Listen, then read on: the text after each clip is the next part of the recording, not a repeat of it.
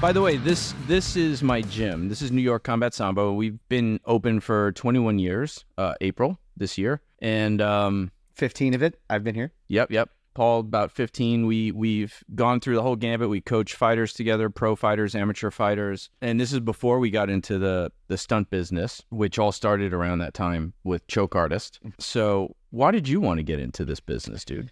I mean, I've always been a... what do they call it? A cinemaphile. I've always been a movie freak. Yeah. Ever since I was a kid, it was like the one bonding thing between me and my dad.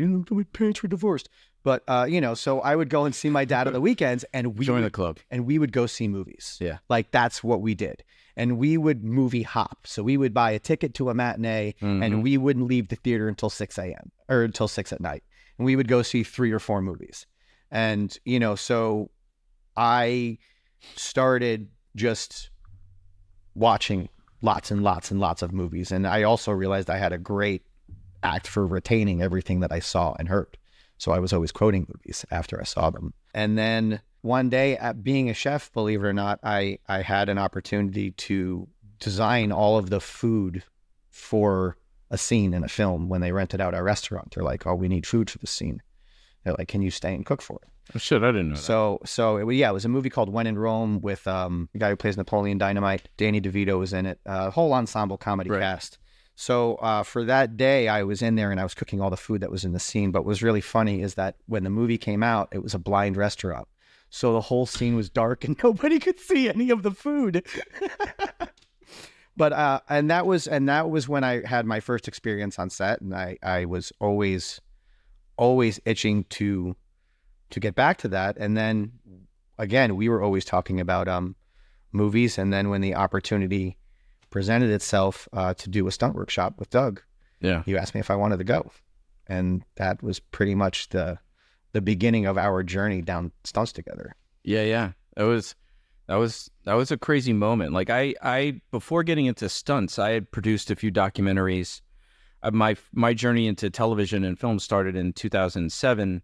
My first job was on The Human Weapon, that old History Channel show. Just as a technical advisor, they were doing a Sambo episode. So Sambo is the martial art that I primarily study, although I got my black belt in Taekwondo when I was a kid, and I used to fight Sanshao and stuff back in the day. But I worked on Human Weapon. One thing led to another. This was the early days of YouTube, right? YouTube started in 2005. I put my YouTube channel up, the Sambo Steve channel, up about 6 or 7 months after YouTube started. And then ironically, that was like after the writer's strike back then, right? And they were doing a lot of reality TV. And that's when Human Weapon started, and they needed somebody that knew Sambo, right? So they went on YouTube, this new thing called YouTube, and they found me, right? So thank you, YouTube. And then that kind of got the ball rolling.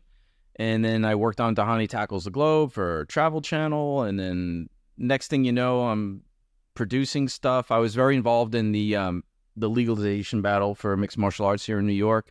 I produced a documentary in 2011 called New York MMA, and luckily that film got picked up and distributed on Hulu in 2013, right? So a student of mine who used to fight for me back then, who ended up going to LA and becoming a filmmaker and a producer, was working on this TV show he wanted to pitch, Choke Artist. And he said, oh, Steve, so you're like big time Mr. Producer, got your movie on Hulu now, which was completely 100% lucky. I've never distributed a movie again. Thank you very much. But it's like, he was like, why don't you produce my proof of concept? And I was like, sure. So we raised like $8,000. We shot a 10-minute short.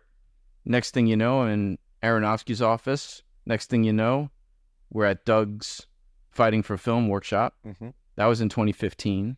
Then at that workshop, we met a whole bunch of other New York area stunt performers.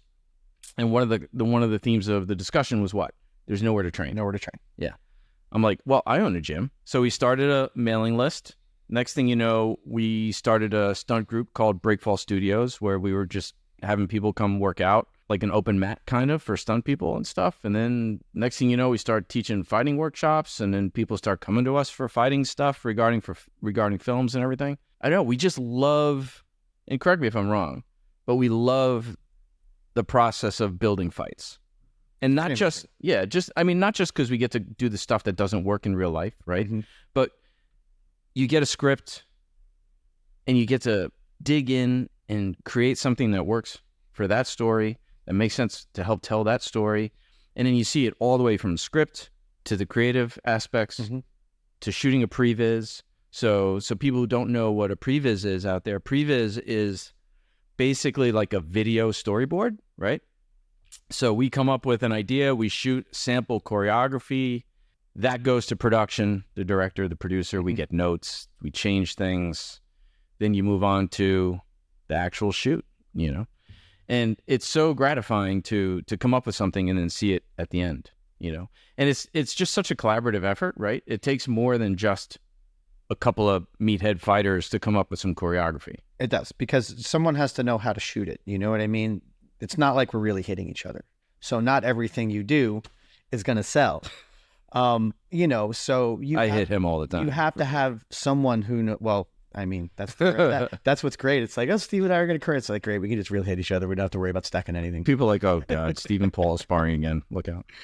But it's tough. Like I've seen a lot of fights that were great that were shot by someone who didn't know how to shoot them.